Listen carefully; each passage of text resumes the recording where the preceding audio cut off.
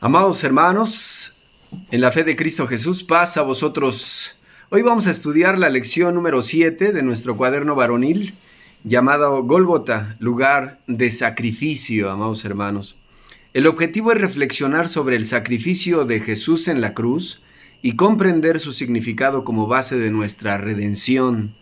Entonces, ¿qué tenemos que aprender del sacrificio de Jesús en la cruz? ¿Y qué vamos a comprender, hermanos? Pues esto es lo que vamos a analizar. Como lectura bíblica tenemos en San Mateo 27, 32 al 50, acompáñenme, dice de la siguiente manera: Y saliendo, hallaron a un cireneo que se llamaba Simón, a este cargaron para que llevase su cruz. Y como llegaron al lugar que se llamaba Gólgota, que es dicho el lugar de la calavera, le dieron a beber vinagre mezclado con hiel, y gustando no quiso beberlo.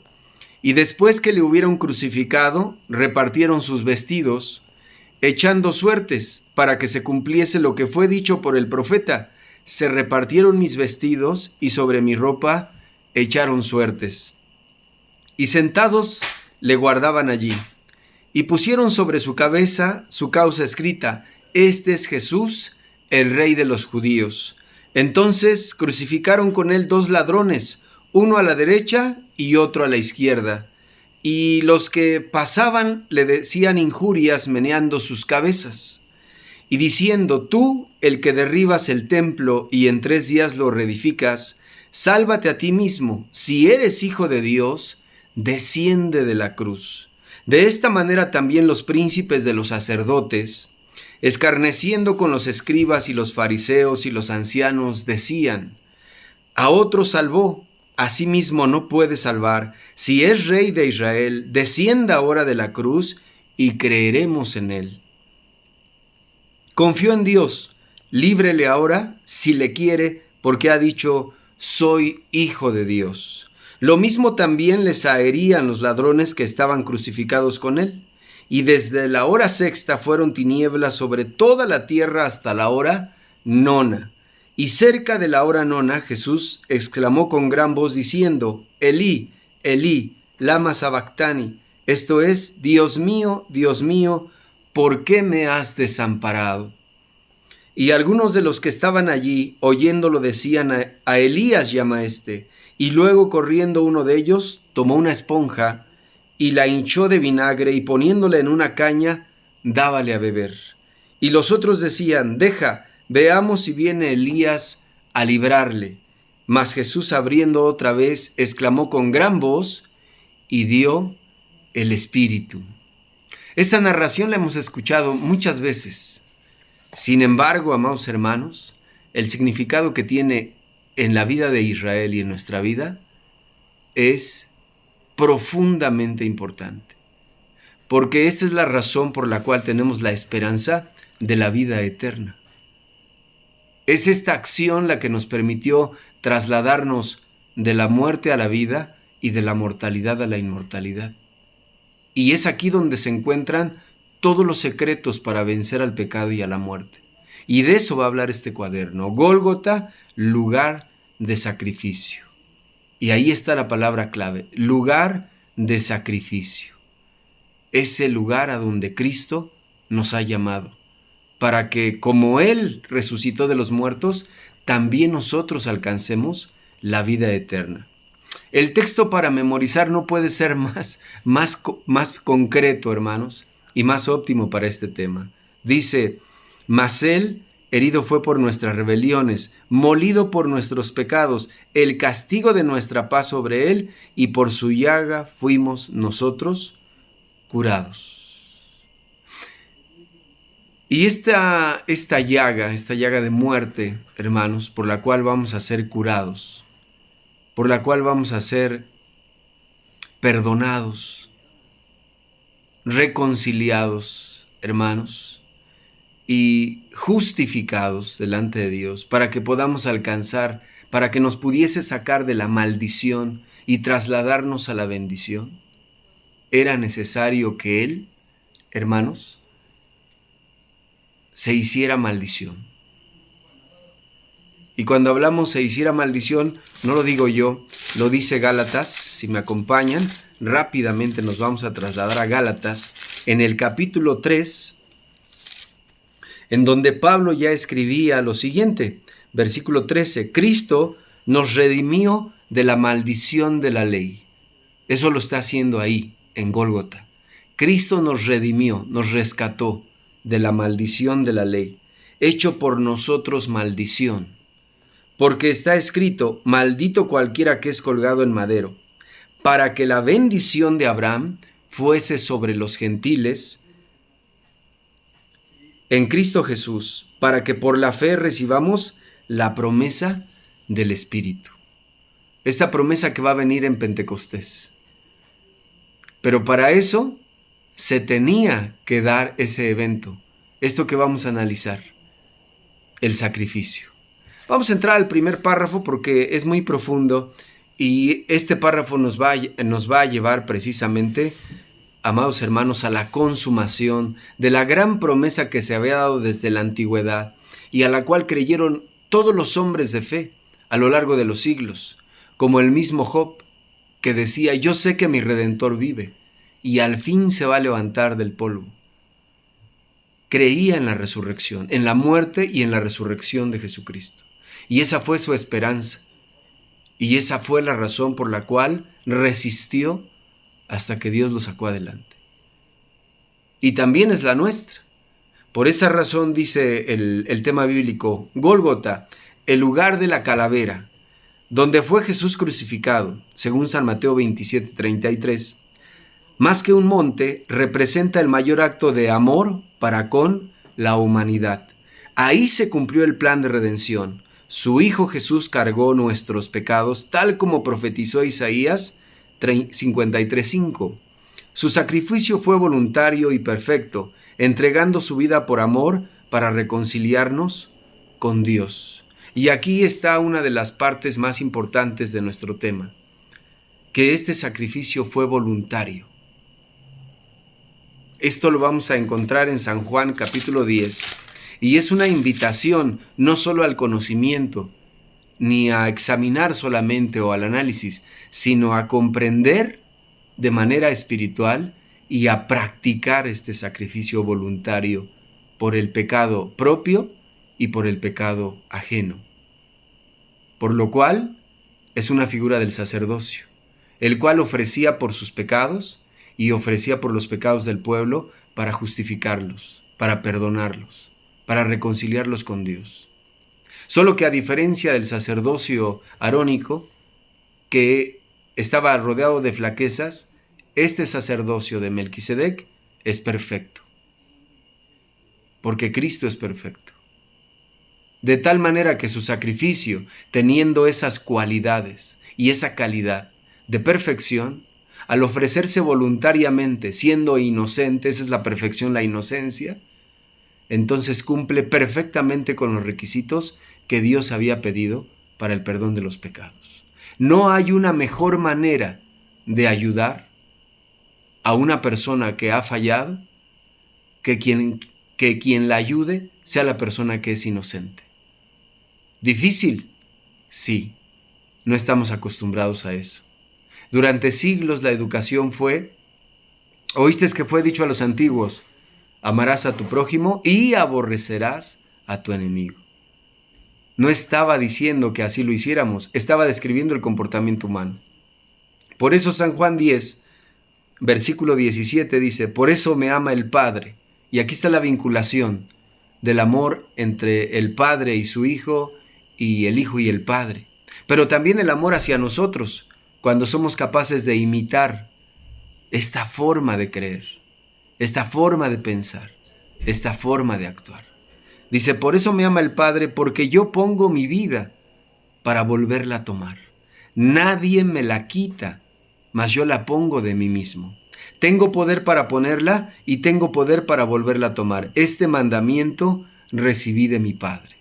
Y entonces, esta forma de pensar, de hablar y de actuar es lo que hace la vinculación perfecta entre el Padre y el Hijo, pero también nos muestra el camino de la reconciliación entre el Padre y el hombre. ¿Qué tenemos que aprender a hacer? a ofrecer nuestro cuerpo en sacrificio vivo. ¿Y cuándo es más poderoso ese sacrificio? Cuando somos inocentes y perdonamos al que es culpado por su falla. Y ahí entonces estamos destruyendo el pecado, porque el perdón destruye el pecado.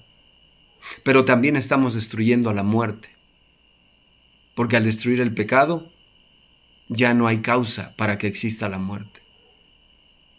Y también al destruir a la muerte estamos trasladándonos, tanto el que perdona como el perdonado, nos estamos trasladando de la muerte a la vida y de la mortalidad a la inmortalidad. De la guerra a la paz, de la maldición a la bendición. Este acto en Gólgota nos está definiendo una conducta que nosotros podemos usar en nuestra vida cotidiana para estar venciendo, para estar destruyendo a la muerte. ¿Quién es el más, vamos a decirlo así, óptimo para eso? El inocente.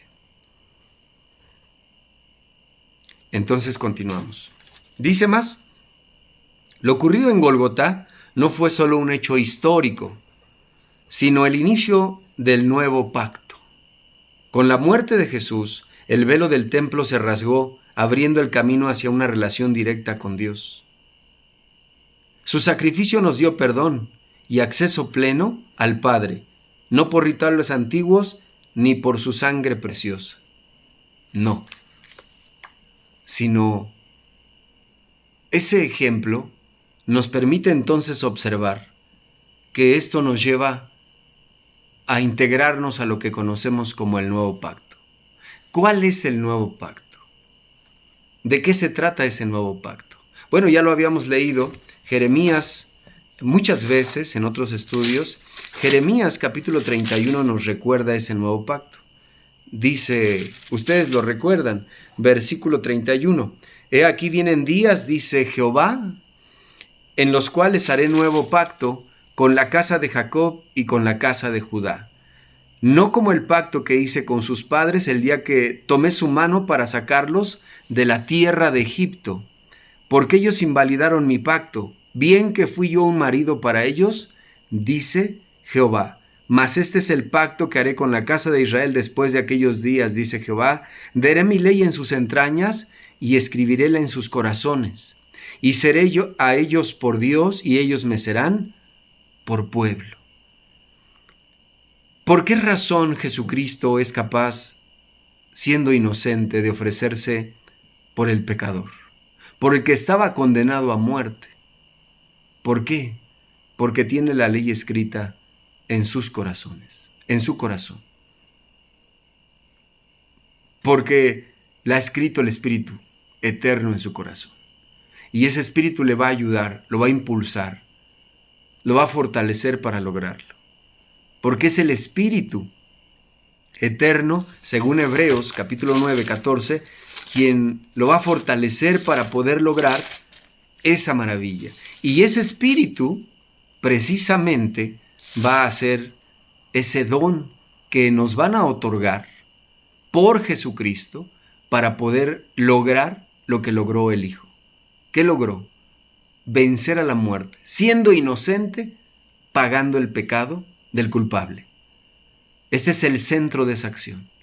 Esta es la parte a aprender, a ejecutar y a compartir, como el camino hacia la vida eterna. Dice entonces, lo que les había comentado, Hebreos capítulo 9, versículo 14, dice lo siguiente. Cuanto más la sangre de Cristo, el cual por el Espíritu eterno se ofreció a sí mismo sin mancha a Dios, limpiará vuestras conciencias de las obras de muerte para que sirváis al Dios vivo. Es la manera como Cristo nos ayuda a servir al Padre eterno. Dice aquí, cuanto más la sangre de Cristo, el cual por el Espíritu eterno se ofreció a Dios. Ese Espíritu que le dieron en su bautizo. Cuando Él se bautiza, desciende ese Espíritu como en forma de paloma. Y entonces lo llena de esas cualidades que ya había hablado Isaías capítulo 11, que le van a permitir hacer esta grande obra, la cual tenemos que imitar. Por eso Cristo decía que tenemos que tomar la cruz y seguirlo. Está diciendo entonces que tenemos que aprender a ofrecer nuestro cuerpo en sacrificio vivo. ¿Cuándo es más poderoso? ¿Cuándo tiene mayor poder, mayores resultados este sacrificio? Cuando somos inocentes y ofrecemos nuestro cuerpo en sacrificio vivo voluntariamente por el pecado ajeno. Recordemos entonces, este es el centro de esa acción que nos lleva a vencer el pecado y vencer a la muerte, y trasladarnos de la mortalidad a la inmortalidad y de la muerte a la vida. Y eso nos permite accesar a la luz, saliendo de las tinieblas. Entonces, sigue diciendo nuestro material, aunque las promesas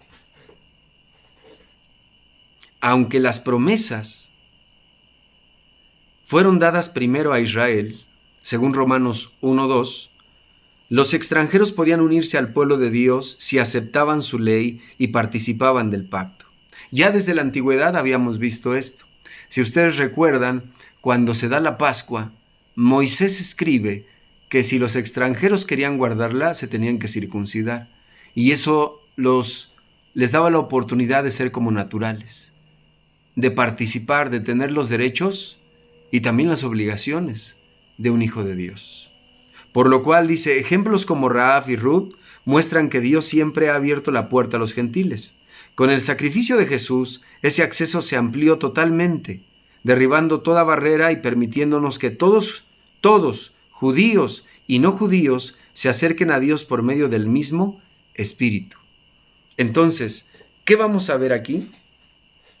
Vamos a ver aquella maravilla en donde el misterio, según Efesios capítulo 3, que había estado oculto para muchas conciencias, se viene a descubrir en aquellos que creyeron en Cristo y que fueron llenados del Espíritu.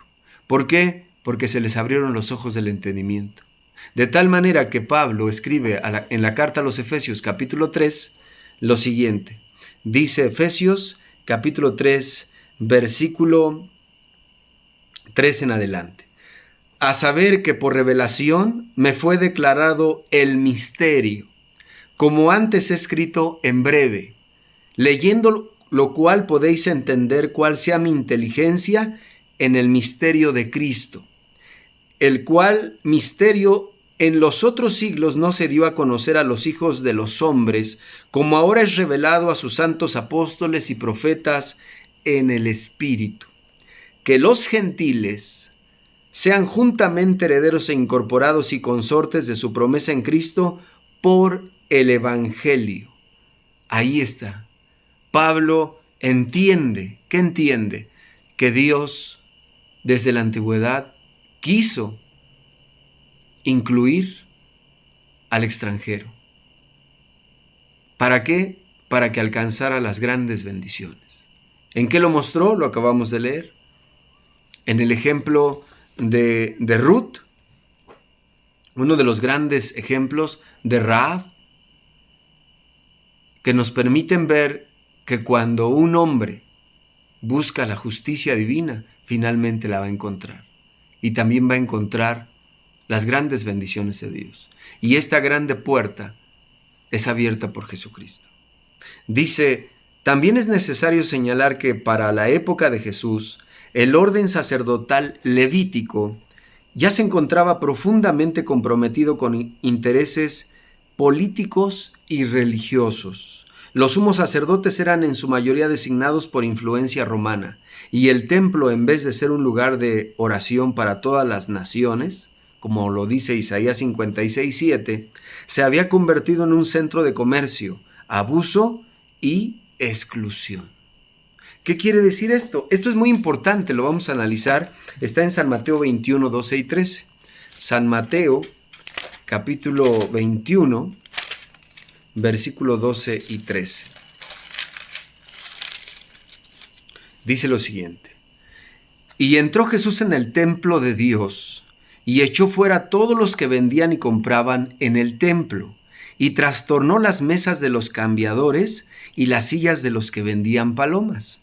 Y les dice, escrito está, mi casa, casa de oración será llamada, mas vosotros, cueva de ladrones, la habéis hecho. ¿Cómo podría haber redención? ¿Cómo podía para el mismo pueblo de Israel haber redención si los medios que se habían dejado, como el sacerdote y los sacrificios, elementos fundamentales para poder lograr el perdón del pecado, estaban corrompidos? Y la misma ley afirmaba que Dios no aceptaría ni un sacerdote falto ni sobrado, ni un sacrificio defectuoso. De tal manera entonces que para este tiempo ya no había oportunidad de justificarse, porque los medios que dejó Dios puntualizados en la ley de los ritos, los cuales nos puede ayudar mucho Levítico capítulo 1, 2, 3, 4, 5, 6, ya no se llevaban a cabo. Y esto, como dice la Escritura y como acabamos de leer en el texto, ya impedía que el pueblo de Israel pudiera justificarse. De tal manera que Pablo va a poner a Jesucristo como el medio de justificación, según Hechos de los Apóstoles, para aquellos que ya no pudieron ser justificados en la ley de Moisés, porque las formas o las condiciones ya a las que los había llevado ya no eran las que Dios había propuesto para su justificación. De tal suerte que dice Hechos de los Apóstoles 3, versículo 38-39. Sea pues notorio, varones hermanos, que por este os es anunciada remisión de pecados. Versículo 39. Y de todo lo que por la ley de Moisés no pudiste ser justificados, en este es justificado todo aquel que en él creyere. Ahí está. En Cristo llegaba la justificación. ¿Por qué ya no se podían justificar por la ley en orden a ritos? Porque dice Jesucristo las condiciones en las que ya estaban. Ya el mismo Dios, siglos antes, lo había dicho en Isaías capítulo 1. Ya no podía llevar esas condiciones. Y para los tiempos del Señor Jesús la corrupción se había elevado a niveles que ni siquiera ya podían notar los grandes líderes del pueblo de Israel. Dice Isaías capítulo 1, versículo 13. No me traigáis más vano presente. ¿Cómo era ya el presente que le ofrecían a Dios? Según lo dice ahí, ya es vano, ya no tiene ningún valor. El perfume me es abominación. Luna nueva y sábados, el convocar asambleas no las puedo sufrir, son iniquidad. Vuestras solemnidades. Y era tal ya la situación que según Hebreos capítulo 10, dice el versículo 3, Hebreos capítulo 10, verso 3, pero en estos sacrificios cada año se hace conmemoración de los pecados, porque la sangre de los toros y de los machos cabríos no puede quitar los pecados. En esas condiciones ya no tenían las condiciones que Dios había pedido. Por eso todos, judíos y gentiles, estábamos destituidos, según Pablo le escribió a los romanos, de la gloria de Dios. Y el sacrificio de Cristo entonces va a ser un parteaguas, la gran oportunidad de volver a esa gran esperanza a través de ese nuevo pacto. Dice más: aunque desde la institución de la Pascua Dios ya había mostrado su intención de extender su salvación a los extranjeros, que se unieran a su pacto, según Éxodo 12, 48, 49, y aunque profetas como Isaías 49, 6 y Joel 2, 28, anunciaron que los gentiles serían alcanzados por la luz y el Espíritu de Dios, En la práctica esto era difícil, no porque Dios lo impidiera, sino porque el sistema religioso establecido por las élites judías de aquel tiempo, particularmente los fariseos y saduceos, habían endurecido sus estructuras y cerrado la puerta del reino a quienes consideraban indignos. Mateo 23:13.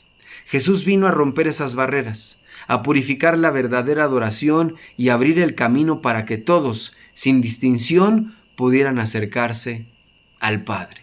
Es su muerte y su resurrección lo que va a permitir precisamente que se abra ese camino. ¿Por qué razón? Porque si no había perdón de pecados, si no había ese sacrificio voluntario de un ser que era más perfecto que los cielos, entonces no hubiésemos podido, ni el judío, ni y menos el gentil, accesar a la gran promesa de la vida.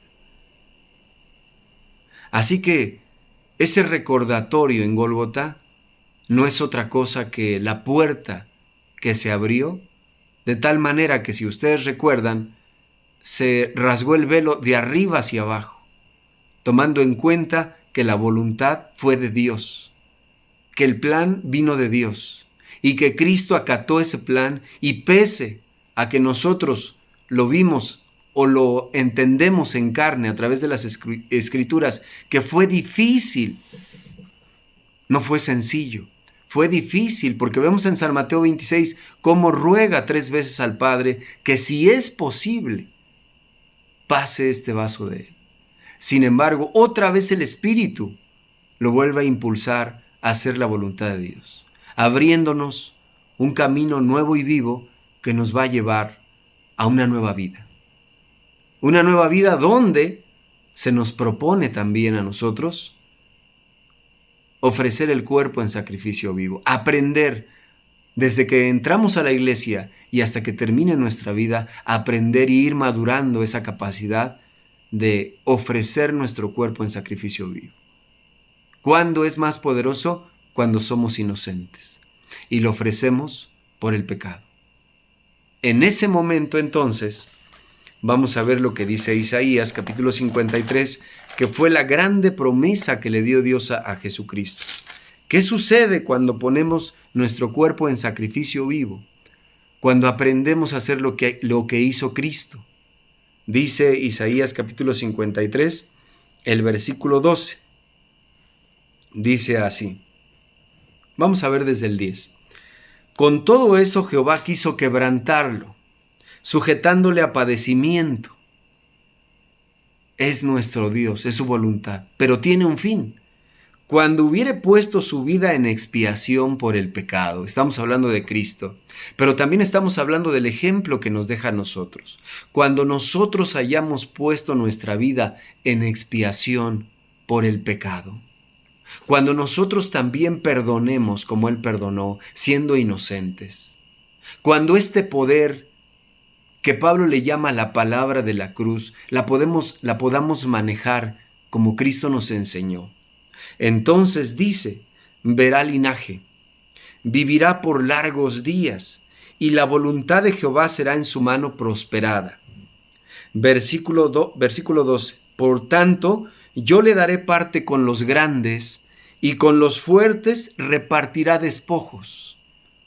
Por cuanto derramó su vida hasta la muerte, y fue contado con los perversos, habiendo él llevado el pecado de muchos, y orado por los transgresores. Lo que él nos enseñó en San Mateo capítulo 5. Que siempre que alguien nos maldiga, nosotros devolvamos bendición. Y si alguien nos persigue, nosotros hagamos oración. ¿Qué estamos haciendo? Ofreciendo nuestro cuerpo voluntariamente, en inocencia.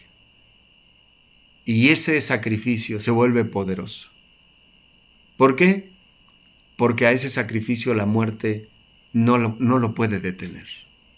Según Hechos de los Apóstoles, capítulo 2, por eso el ejemplo es tan grande y es tan importante en nuestra vida, porque esto se utiliza cada día lo tenemos que utilizar en todas las áreas de nuestra vida. sobre todo en la familia y en nuestras localidades, para que reine la vida y podamos desarraigar la muerte.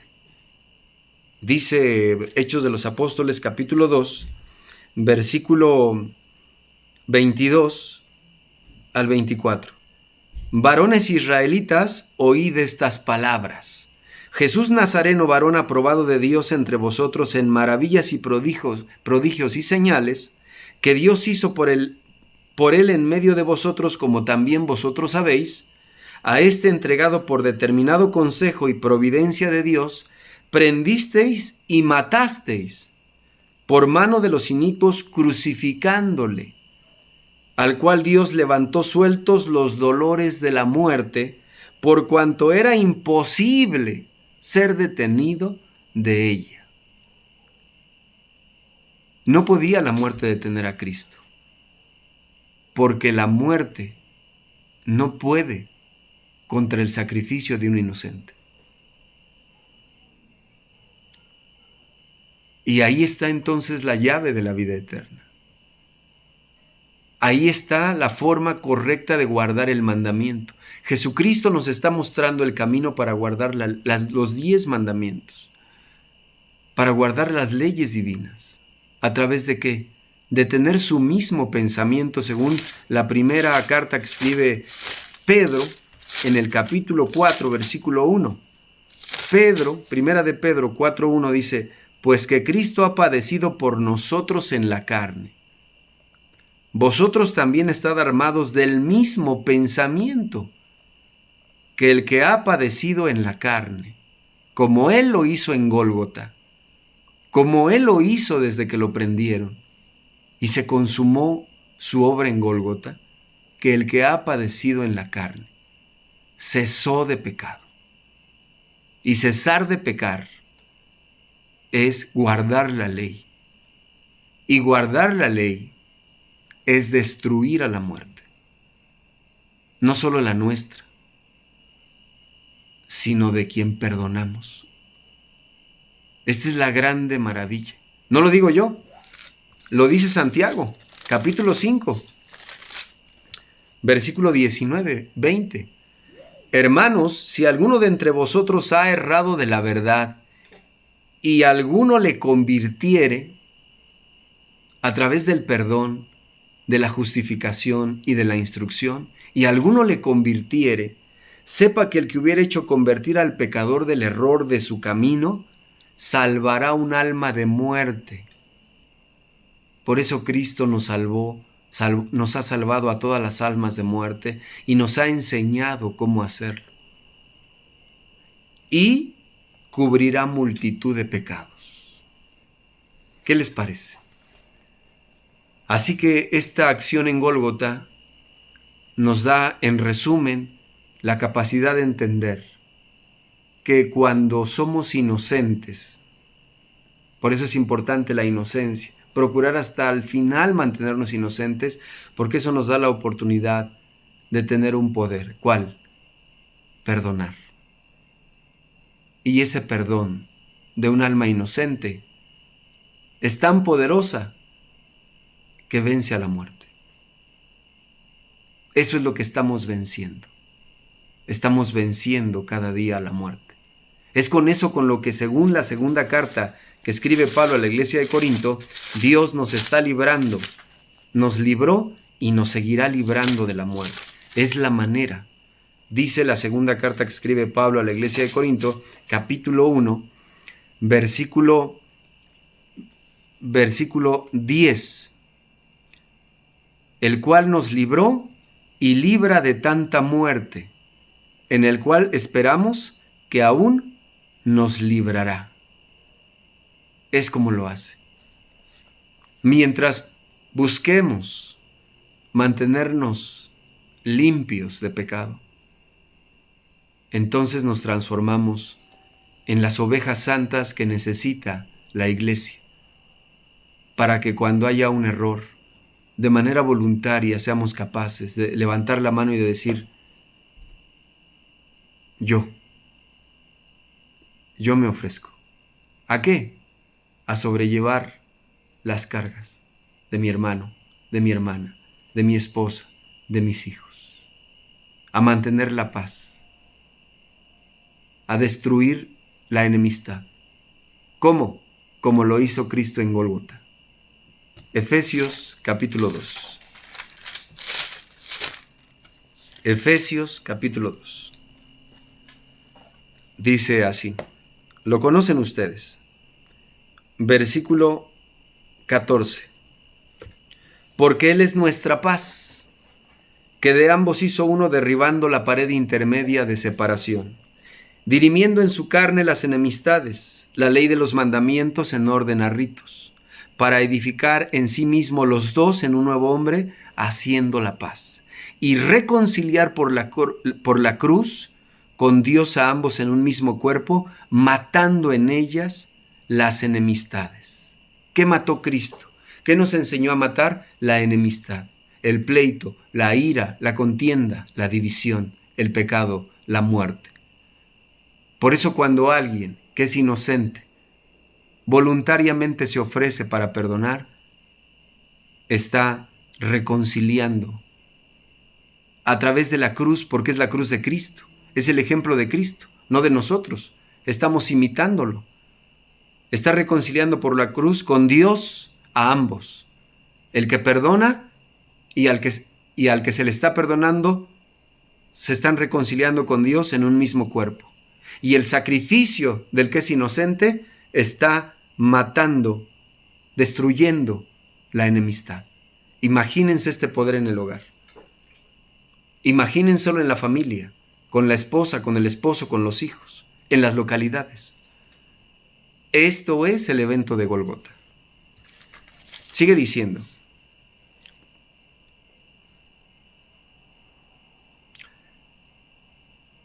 Jesús vino a romper esas barreras, a purificar la verdadera adoración y a abrir el camino para que todos, sin distinción, pudieran acercarse al Padre. Ahora ya sabemos cómo acercarnos. ¿Cómo? Perdonando. Porque esto es lo que hizo Cristo en Gólgota. Este es su sello cuando está en la cruz. Si ustedes recuerdan, en San Mateo, cuando el Señor Jesucristo está en la cruz, precisamente hace esta aclaración. ¿Qué es lo que dice mientras se están burlando de él, lo están lastimando y le están haciendo todo lo que quieren? Él tiene la capacidad de perdonarlos. ¿Y qué está haciendo al perdonar? Lo que acabamos de leer aquí. Nos está reconciliando con el Padre. Está matando la enemistad que había entre el hombre y el Padre.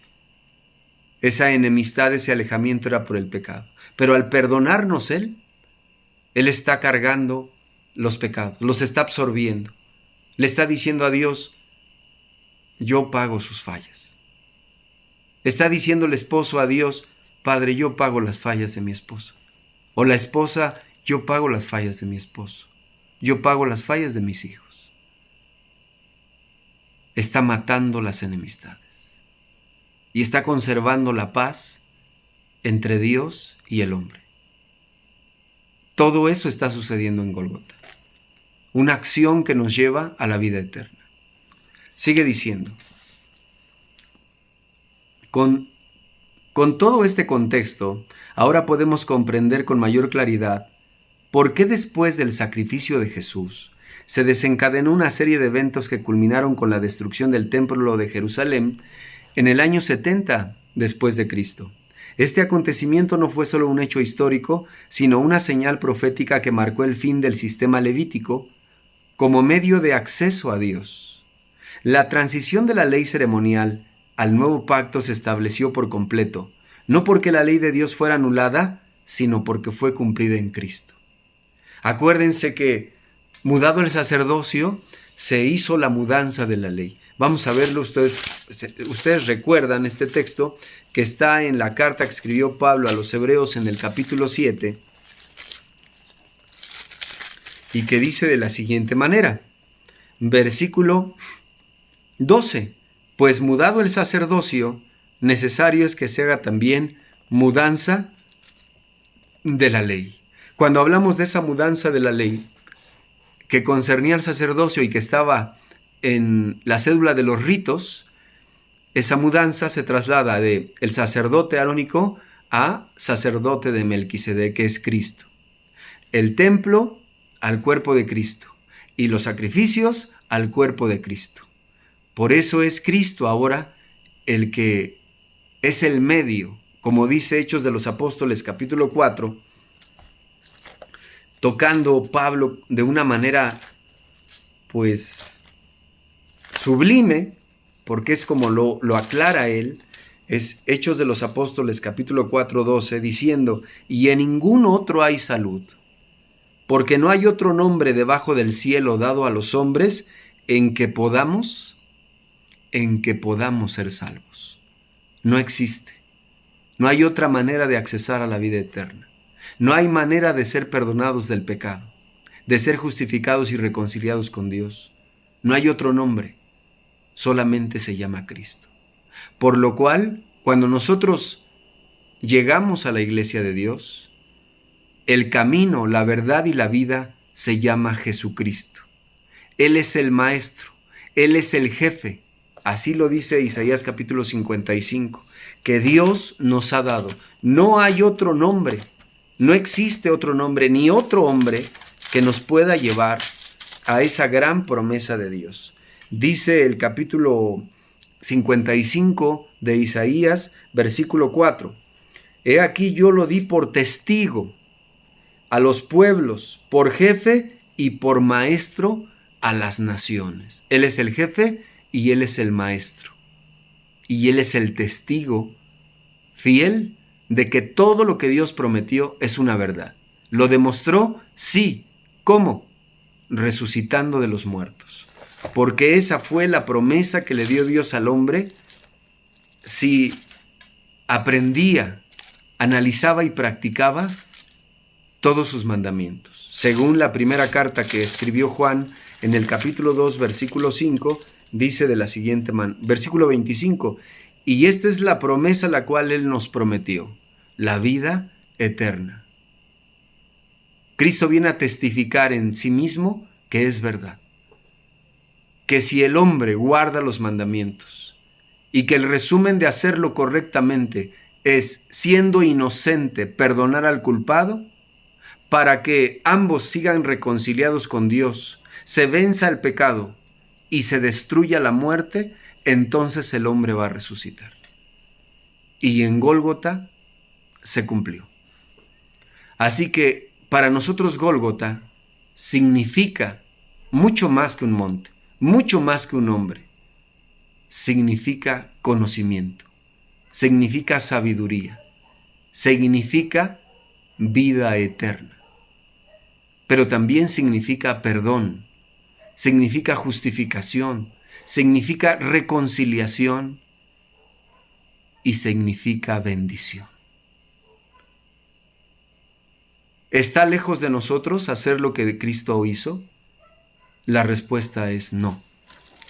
Ya no está en el cielo esa sabiduría, para que pensemos que no es posible.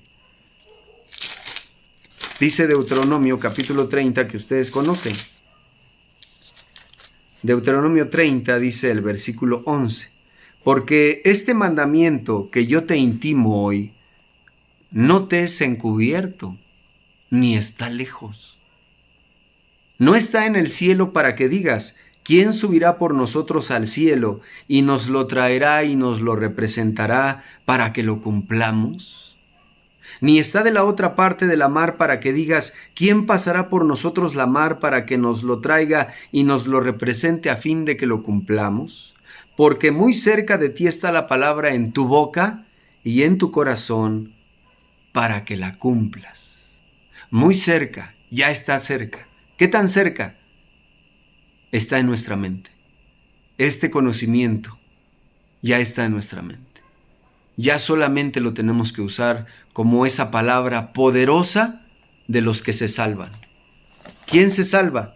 El que escucha y el que practica esta palabra. que ya no está lejos. Ya no está lejos reconciliar nuestros matrimonios. Ya no está lejos restaurar a nuestras familias. Ya no está lejos unificar a nuestras localidades. Está en nuestro corazón hacerlo. Porque ya tenemos el mismo pensamiento que Cristo. Tenemos la mente de Cristo. ¿Cuál es la mente de Cristo? Que el que ha padecido en la carne por su prójimo, por los pecados de su prójimo, siendo inocente, cesó de pecado él y limpió de pecado a su prójimo. Y mató la enemistad entre Dios y el hombre. ¿Qué les parece? Pues al final, este material nos sirve para concientizarnos como varones de la gran responsabilidad que tenemos siendo cabezas de familia, siendo cabezas en la iglesia, en las sociedades. La gran responsabilidad, como Cristo nos enseñó, de guiar en este camino a todos los que están a nuestro lado. Dice al final, hermanos,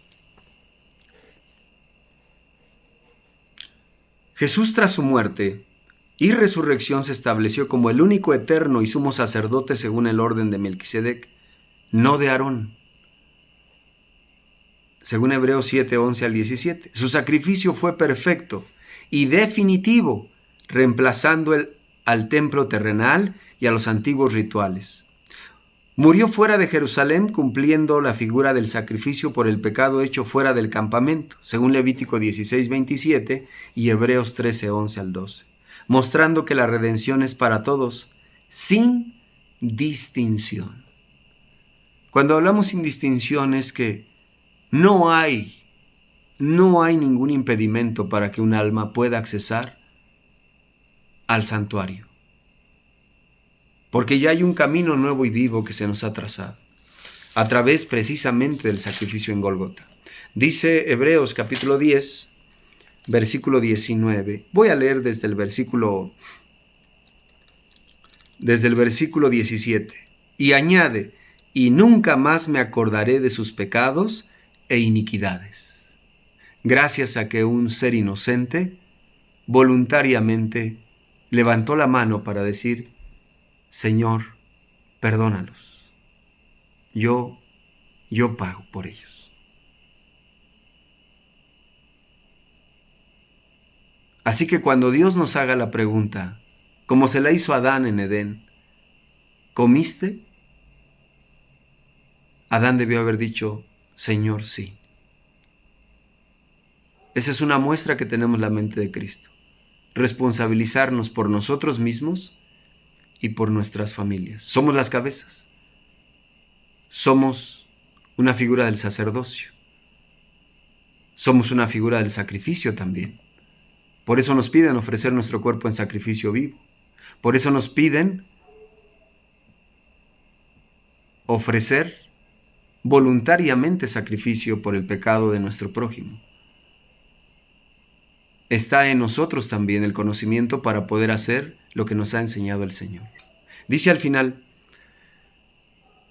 pues donde hay remisión de pecados no hay más ofrenda por el pecado. Así que hermanos, teniendo libertad para entrar en el santuario por la sangre de Cristo, por el camino que Él nos consagró nuevo y vivo, por el velo, esto es por su carne, y teniendo un gran sacerdote sobre la casa de Dios, lleguémonos con corazón verdadero, en plena certidumbre de fe, purificados los corazones de mala conciencia y lavados los cuerpos con agua limpia. Mantengamos firme la profesión de nuestra fe sin fluctuar, que fiel es el que prometió. Y considerémonos los unos a los otros para provocarnos al amor y a las buenas obras. ¿Cuál es la muestra más grande de amor? Perdonar. Porque de tal manera amó Dios al mundo que ha dado a su Hijo unigénito, para que todo aquel que en Él cree no se pierda, mas tenga vida eterna. Porque no envió Dios a su Hijo al mundo para que condene al mundo, mas para que el mundo sea salvo por Él. Esa es la muestra más grande de amor. Y esos dos textos se resumen en perdonar. Eso es el poder de Gólgota. Perdón. ¿Qué hace? Destruye el pecado, destruye la muerte, destruye la enemistad y nos mantiene unidos a la eternidad. Nos mantiene unidos a Dios y a Cristo. Así que, amados hermanos, pues yo deseo que las actividades que vamos a realizar en este próximo sábado, en esta lección, el 16 de agosto 2025, las hagamos con esta convicción, que todo este material nos lleva a la reflexión de lo poderoso que es el perdón. No es sencillo, pero es gracias a él que podemos vencer a la muerte. Una de las actividades es, en compañía de los hermanos de la Sociedad Varonil, hagan una lluvia de ideas sobre las bendiciones que recibimos gracias al sacrificio de Jesús. Escríbanlas con las citas bíblicas en una cartulina o pizarra. Al final, cada hermano elija una o dos bendiciones y oren juntos agradeciendo a Dios por entregar a su Hijo Jesús. Y ahí en la casa, hermanos, reflexionemos sobre las siguientes preguntas y preparémonos para compartir nuestras respuestas en la próxima sesión. ¿Cómo estoy respondiendo al sacrificio de Jesús en mi vida diaria? ¿He tomado el propósito que me ha dado Dios con responsabilidad y fidelidad? ¿Qué áreas de mi vida necesitan ser rendidas nuevamente para valorar el sacrificio del Señor Jesús? Y respondamos con sinceridad. Lo maravilloso de esto, hermanos, es que esta palabra hoy nos ha mostrado que en ese sacrificio, en ese lugar, ahí en Gólgota, se nos otorgó a través de ese ejemplo maravilloso el poder para vencer al pecado, a la muerte, para mantenernos reconciliados con Dios y para, al final, alcanzar la vida eterna. Mi deseo es que todos, a través de este camino, lo logremos. En la fe de nuestro amado Maestro Cristo Jesús, les mando un saludo fraternal a toda la sociedad varonil, agradeciéndoles el gran esfuerzo y el amor que le tienen a la obra y todo el sacrificio que están haciendo. Paz a vosotros, amados hermanos.